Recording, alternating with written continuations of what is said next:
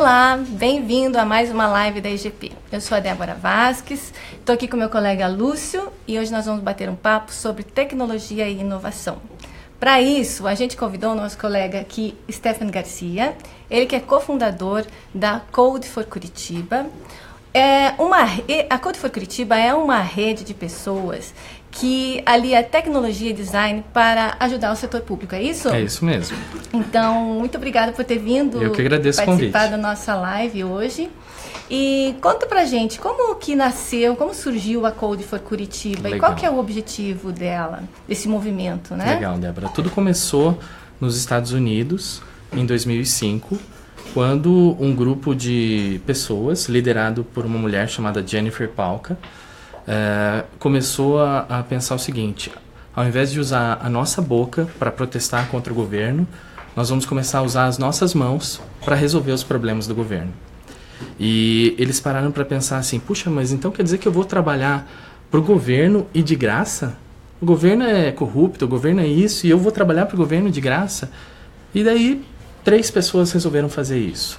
Eles pensaram: qual é o maior problema que nós temos na nossa cidade? Neve. A neve cobria totalmente os hidrantes.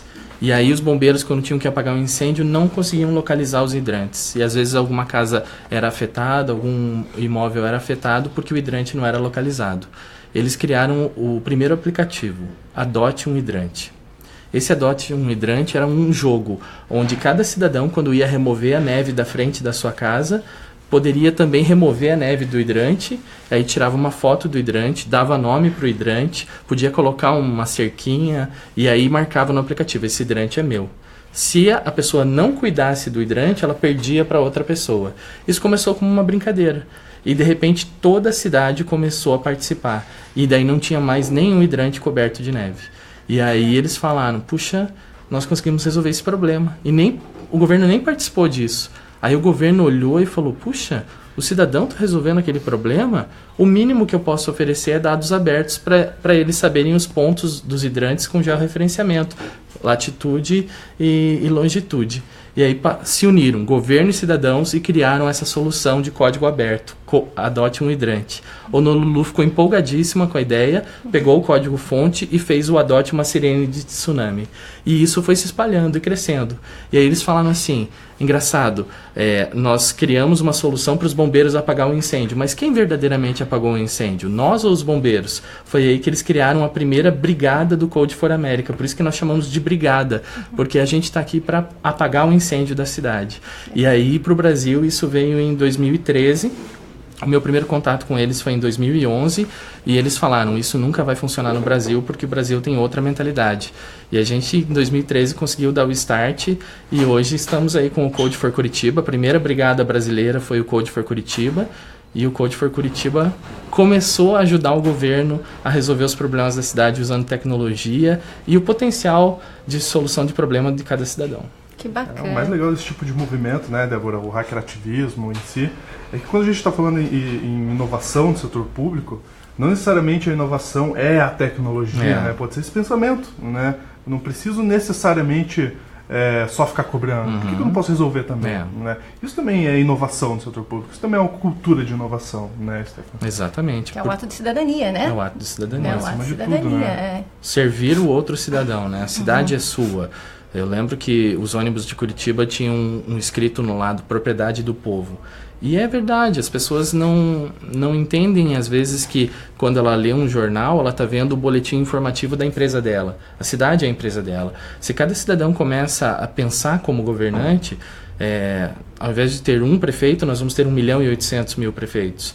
E aí eu penso como prefeito, eu penso como governador, eu penso como presidente, eu penso nas relações internacionais do meu país, eu penso em como que a gente está aproveitando a relação com os países do BRICS, porque eu, como cidadão do futuro, um cidadão 3.0, eu descubro que às vezes eu não preciso mais ter um representante para expressar os meus direitos. Eu mesmo, como cidadão, posso expressar os meus direitos, dar as minhas ideias, construir uma calçada para outro cidadão caminhar, juntar o lixo do chão, cidadania, construir aplicativos, projetos, dar ideias, participar de workshops, treinamentos. Isso é uma inovação palpável, né? Uma inovação que pode ser aplicada qualquer tipo de município, em qualquer local, né, com qualquer movimento. Você pode juntar um número de pessoas, multidisciplinar e buscar esse tipo de solução, né? Claro. Isso também pode ser considerado inovação.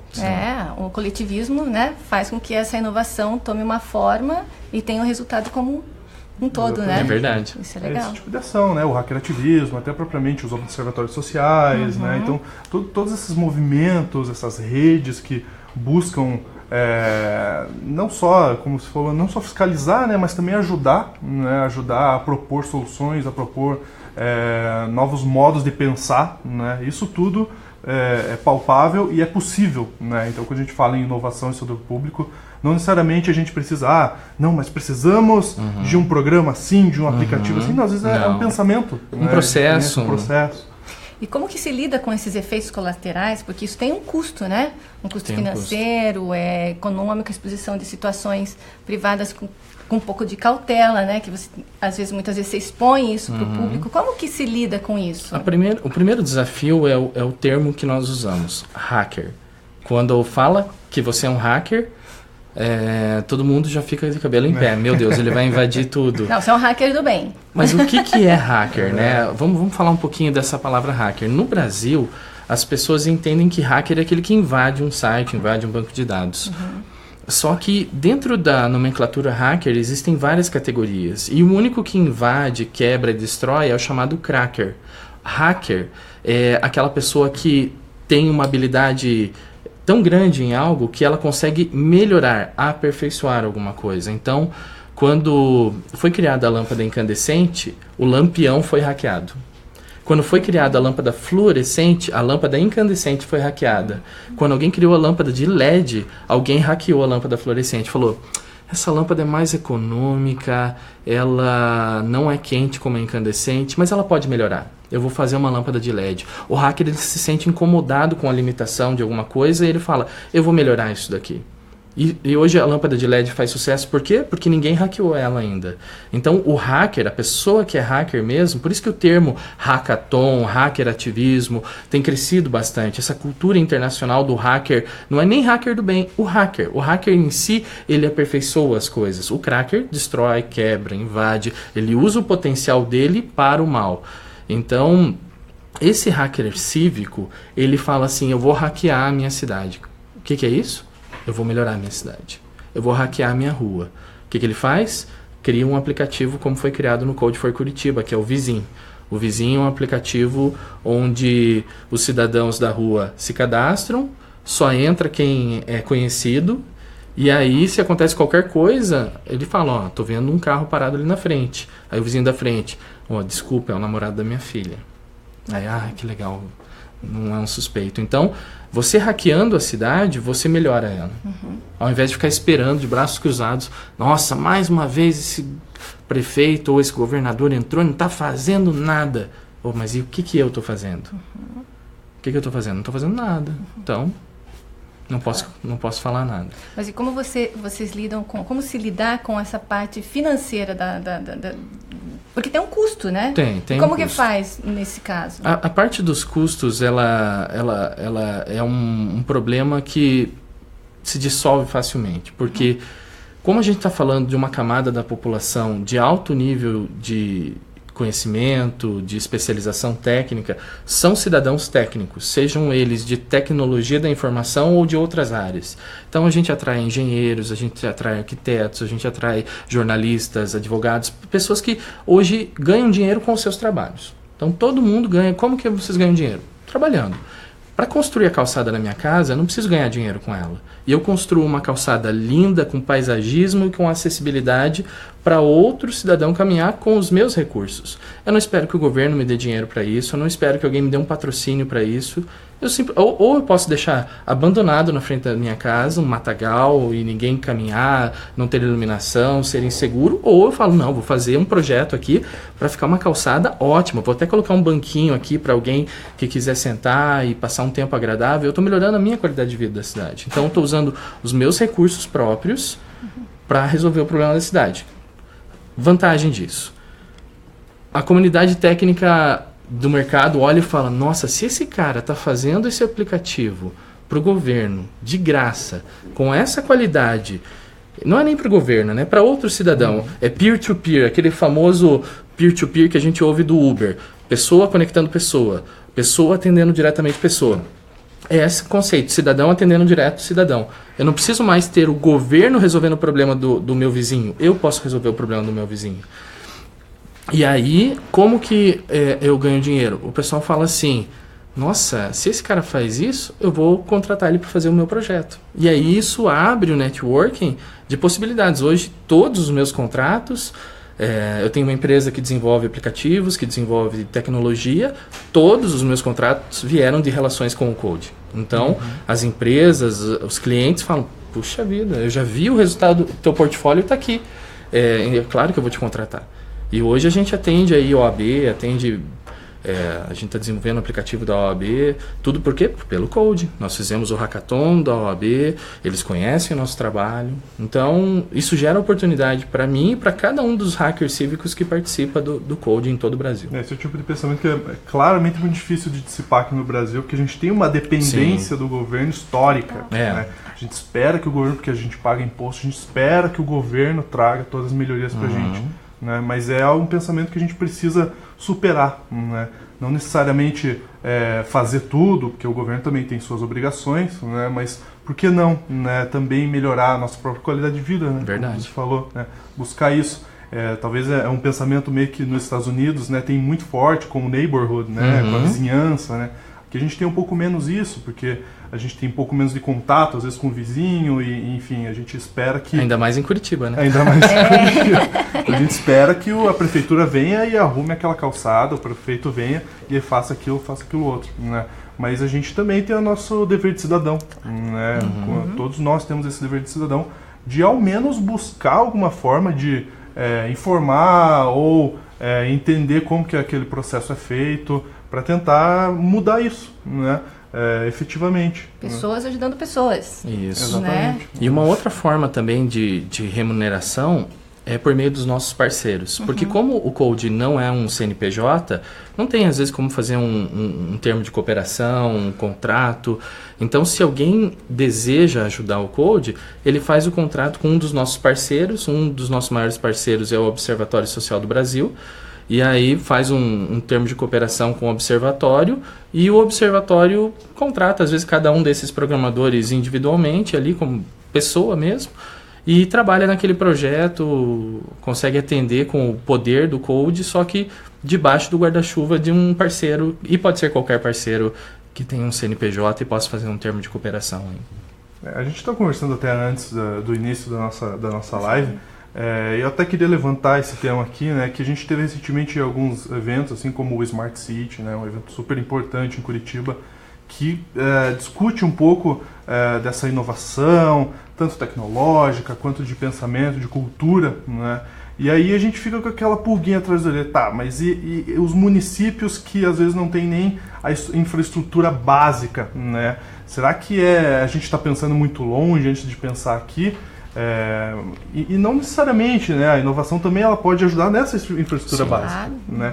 A gente não precisa pensar tão longe, vamos pensar lá na criptomoeda, calma, blockchain. Blockchain, tudo isso é muito legal e pode funcionar no futuro, né? Mas existem municípios que precisam ainda dar um passinho atrás, mas também pode dar esse passinho atrás com inovação. Claro, né? Não sei se vocês concordam com isso. Concordo plenamente, até porque se mesmo dentro desses pequenos municípios a comunidade se juntar para um bem maior que é a própria sociedade, o setor público vai, né, de repente ter ajudar de uma outra forma, dando algumas ferramentas para a própria sociedade, né? Um exemplo disso seria os portais, né, os sites dos municípios. Tem muito site de município que, infelizmente, não é o ideal, né, não tem as informações que a gente procura.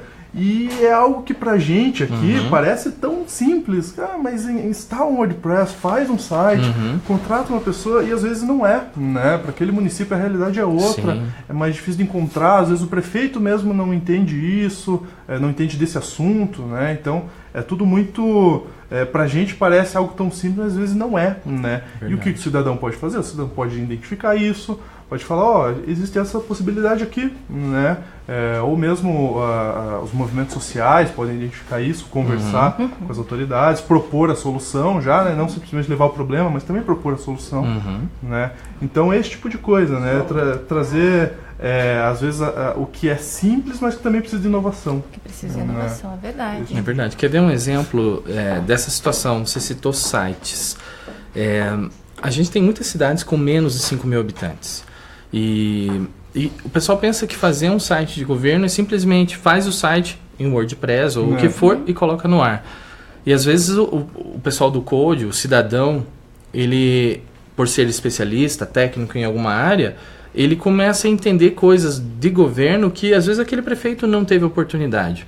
Uma delas são as normas de governo eletrônico do governo federal, que existem há mais de 15 anos. Existem documentos, protocolos que precisam ser seguidos, entre eles o EMAG, que é uma das cartilhas de governo eletrônico, outra que é o EPING e outra que é o Padrão Brasil de Governo Eletrônico.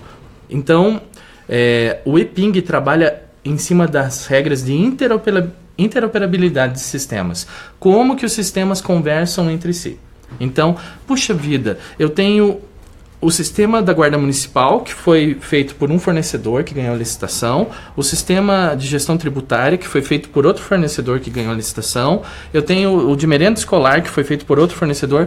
Como que eles devem se conectar? Como que eles devem se relacionar? Eu não sei. Existem normas para isso. Então você pega o EPING, que foi feito lá e é revisado com regularidade, e fala qual é a regra de interoperabilidade desses sistemas. Eles precisam compartilhar pelo menos isso em comum. Então, quando nós, como cidadãos, estudamos esse assunto e levamos para uma prefeitura com um formato de workshop, treinamento, qualquer tipo de formação, a gente está falando, eu estou exercendo a minha cidadania do mesmo jeito da calçada que a gente falou, trazendo um conhecimento para uma prefeitura que não tem esse conhecimento. Não estou citando Curitiba. Curitiba tem vários prêmios de cidade digital, cidade inteligente. Tem um trabalho bem evoluído em relação a isso, mas em relação aos municípios pequenos, principalmente, que desconhecem totalmente essas normas, né, de operação de sistemas, os padrões de acessibilidade. Então, como deve ser a acessibilidade? Se um cego entra nesse site, vai ler corretamente para ele? Se mostrar uma foto nossa no site, vai dizer quem nós somos, como nós estamos e o que nós estamos fazendo? Está descrevendo a foto? Então, coisas que vão além daquilo que um governo tradicional pensa que é a obrigação. Eu fiz o meu site e coloquei no ar. Tá, mas e como que ele está acessível para pessoas surdas? Aqui em Curitiba a gente tem uma comunidade surda bem grande. Nós temos uma escola específica para surdos aqui em Curitiba, que é referência nacional. A gente tem um trabalho bem forte em relação a essa área de acessibilidade. Às vezes a gente pensa que a acessibilidade é só as calçadas, mas não, a acessibilidade digital é fundamental também. Então, o governante às vezes não está pensando nisso, o secretário dele também não está pensando nisso, e eu posso ir para a rua, pendurar um teclado de computador no meu pescoço e juntar mais 100 pessoas, ir para a rua 15 e falar, queremos acessibilidade, ou falar, eu vou ajudar esse governo, eu vou mostrar uma coisa que eu vi e eles não viram. Exatamente. Mais fácil, né? Isso só exige um pouco de comprometimento da sociedade. E isso é uma obrigação como cidadão nossa, né? A gente tem esse conhecimento, por que não, né? E é o que você falou, muitas vezes não é nem culpa do prefeito, não é culpa de quem foi eleito. Às vezes ele foi eleito e não tem esse conhecimento. É muita coisa. Administrar uma cidade, administrar um estado, administrar um país, não é uma coisa para uma pessoa. Não. É uma coisa para toda a população. Sim. E se a população se envolver, né? Só que existe essa coisa da tecnologia e a realidade dos municípios, ela é um pouco complicada, né? Sim. Porque o município, às vezes, não tem muito acesso, nem o dinheiro para ter essa tecnologia a favor dele, né? E aí, como faz? Aí a gente trabalha em cima dos processos. A tecnologia, ela vem para automatizar um processo.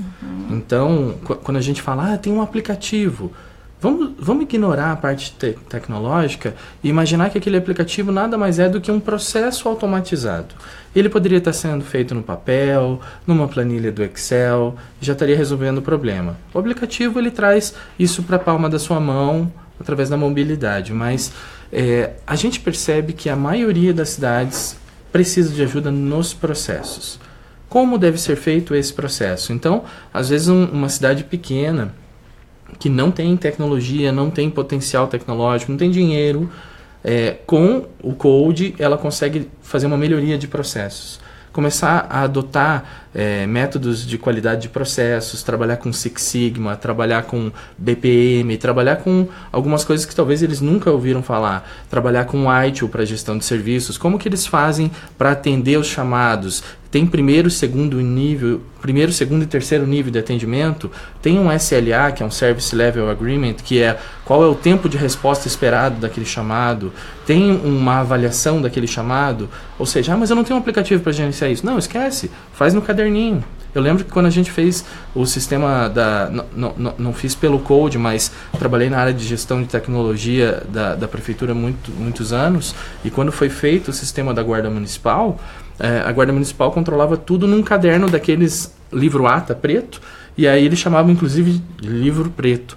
Toda vez que tinha uma ocorrência, eles escreviam no livro preto. E aí o livro preto continuou, só que automatizado. Agora o livro preto virou o CIGES Guarda, que é o Sistema de Gestão da Guarda Municipal de Curitiba, que faz daí, além do controle que eles faziam já no livro preto, eles fazem controles a mais, porque a tecnologia permitiu que eles automatizassem outros processos que não eram cobertos. Então, quando a prefeitura começa a enxergar os seus processos, ela pode revisar o processo e descobrir a falha desse processo. E aí ela descobre que um incidente que tem muitos chamados, ele só tem muitos chamados porque existe um problema gerador de incidentes. Então ela para de atender só os incidentes e começa a fazer a gestão de problemas também. E começa a gerar uma base de conhecimento, e essa base de conhecimento vai dando tomada de decisão na hora do atendimento. Então, por exemplo, eu estou abrindo um chamado sobre tal coisa. Aí o próprio atendente já soluciona um problema que iria para um nível mais técnico, mais caro, o atendente de primeiro nível já resolve aquilo ali na hora. O serviço público ele tem muitas possibilidades, né? E seria legal também sempre olhar para essas possibilidades, né? Inclusive aprender também com processos que o setor privado às vezes já aprendeu, sim. Né? E adaptar isso para o setor público. Também é uma forma de trazer inovação, sem precisar gastar horrores, ou necessariamente criar um programa tecnológico, né? Essa coisa, o processo, né? Às vezes o processo facilitado é uma inovação que vai economizar muito tempo de trabalho, economizar muito dinheiro, né? Também tem isso. Então, olhar também para esses processos, às vezes do que vem do setor privado, também é algo que pode aliar muito com o setor público, né? O setor público, ele tem um pouco, tradicionalmente, bastante conservador, né? E ele sofre com essa paralisia da caneta, a gente vai dizer assim, né? Então, a gente tem... Como que a gente pode fazer para lidar com esses efeitos colaterais dessa paralisia da caneta? De uma forma que a gente não prejudique essa inovação tecnológica. Como que a gente vai trabalhar em cima disso, dessa paralisia da caneta? Eu acredito que a gente precisa ter evangelizadores dentro desses locais. Como o Code for Curitiba. Que tragam isso, que busquem, que fomentem isso, né? Para mudança de mente, né? A gente precisa ter essa mudança de mente em todas as esferas. Por quê? Porque o governo precisa ter mudança de mente, o cidadão precisa ter mudança de mente, as empresas também. Fora do Brasil, a gente tem uma participação muito grande de empresas trabalhando em prol do governo. Então, quando você junta cidadão, governo, mais empresas, você tem a riqueza das coisas. E hoje as empresas, elas pensam em governo só quando fala de campanha. E elas precisam investir todo esse potencial que elas investem hoje em campanha, em governo, na camada perene de 80%, que está lá todo dia, há 10, 20, 30, 40, 50 anos trabalhando lá. E não importa quem troca aqui em cima, O governo está lá.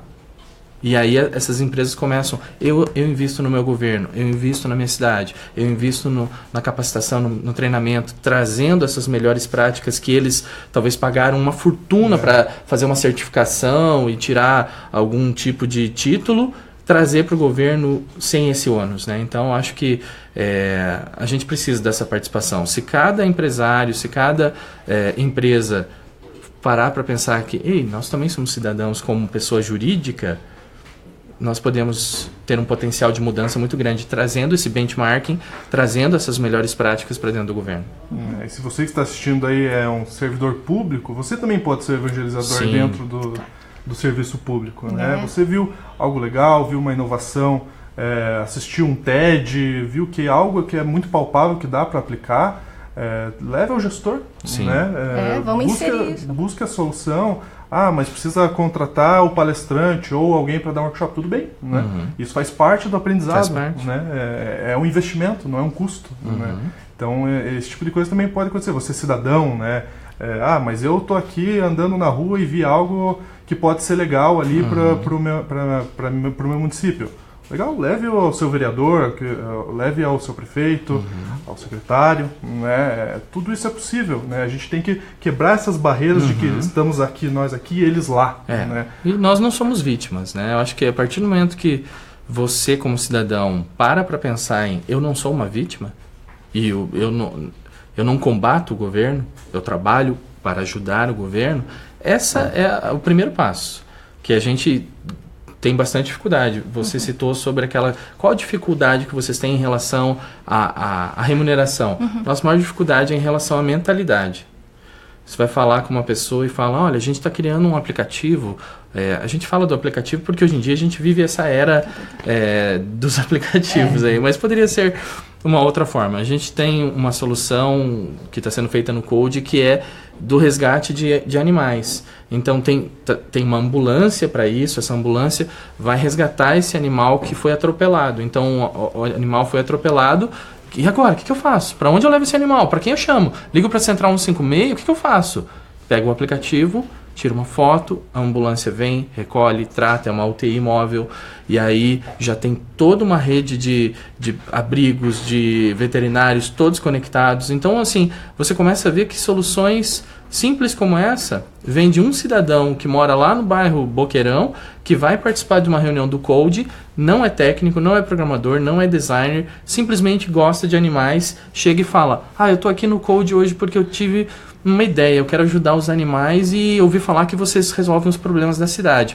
Não, nós não resolvemos os problemas da cidade. O cidadão curitibano resolve o problema da cidade. E o governo apoia. E a gente tem uma parceria com a Prefeitura de Curitiba desde o primeiro dia do Code for Curitiba. Não importa o prefeito, a gente já passou por vários prefeitos, todos ajudam, todos gostam, todos trabalham em parceria e isso tem sido um sucesso. Não só em Curitiba, mas em todos os lugares que tem brigada do Code, Code for Floripa, Code for Ponta Grossa, São Paulo, Brasília, Salvador, Londrina, Joinville e todas as outras cidades. E a gente está aí buscando o resgate dessa paixão pelo Brasil. Ter orgulho de ser cidadão brasileiro, ter orgulho de ser cidadão curitibano, ter orgulho de ser cidadão paranaense. Falar, é minha cidade, é meu estado, é meu país, eu amo a minha pátria e vou servir ela, mesmo que não seja obrigatório. O pessoal pensa que servir a pátria é só o serviço militar obrigatório. Não, eu quero servir minha pátria como cidadão. E aí eu não preciso ser vereador, não preciso ser deputado, não preciso ser senador. Se eu quiser, posso até ser, mas eu não preciso disso para servir a minha pátria. E aí é a dificuldade que nós temos. Porque quando você traz essa proposta para uma pessoa, a gente vive uma geração onde os cidadãos são indignados, eles têm fúria, eles têm raiva, eles têm indignação. Então, dentro das nossas redes sociais, a gente não trabalha com protestos, né? Então, alguém entra, eu sou contra tal coisa. Calma, cara. Aqui a gente não trata dessa linha. Mas deveria... Não, outros grupos tratam disso. Nós tratamos de como que você pode resolver esse problema. Como assim, como que eu posso resolver? Como que você pode resolver isso? Não, mas eu sou um Zé Ninguém. Não, você não é um Zé Ninguém, não. Você é o cara que vai resolver isso, junto com outras pessoas. Então, a gente tem essa missão de, aos poucos, um trabalho de formiguinha, chamar cidadãos para fazer parte dessa mentalidade. Não fazer parte de uma bandeira, mas fazer parte da bandeira nacional brasileira. Você citou uma coisa legal, que são os gestores públicos, né? O gestor público, ele pode e seria muito interessante incentivar esse tipo de iniciativa e não se sentir acuado por esse tipo de iniciativa. Muito pelo contrário, né? É muito mais uma parceria, é muito mais uma ajuda do que propriamente uma sobreposição. Né? Ou seja, o gestor público ele pode começar a inserir isso também, né? Claro, nessas discussões, incentivar e tal. Nos Estados Unidos isso já é realidade. No Brasil está começando. Os governantes eles estão tão acostumados a serem fiscalizados, cobrados, que quando eles veem qualquer manifestação assim, eles já ficam um pouco acuados. Mas quando eles começam a entender que o papel do Code, por exemplo, é trazer esse cidadão para contribuir para o governo, ele já começa a baixar a guarda. E isso tem se mostrado através das parcerias que nós temos com os tribunais de contas em todos os estados, com o CGU, o Ministério da Transparência. Então, a gente tem conseguido ajudar de uma forma simples ainda, mas a hora que nós tivermos mais pessoas juntas, a gente consegue um impacto muito maior. Esse tipo de discussão é muito rica, né? Então, até você que é cidadão, servidor público, gestor, você pode contribuir com isso também, né? Se quiser também deixar seus comentários, contar a sua história aí também de inovação dentro do setor público, isso é tudo muito legal. É isso aí, vamos todos juntos para uma nova cidade, né? Exercer a nossa cidadania, né? Que é o mais importante. E gestores públicos, por favor, né? Incentivem a comunidade também a participar do gerenciamento da cidade, não é mesmo? É verdade, a gente sempre fala, cidades do futuro precisam de cidadãos do futuro ajudando governantes do futuro. Exatamente. Stefan, muito obrigada pela participação de hoje. Obrigado, Lúcio. E obrigado vocês que participaram. Por hoje é só. Eu espero que vocês tenham gostado. Esperamos vocês para a próxima live com um novo assunto, né? Muito em breve. Enquanto isso, aproveite o final de semana para acessar nossas páginas, curtir as nossas redes sociais e esperamos vocês na próxima semana. Obrigado, até lá. Tchauzinho.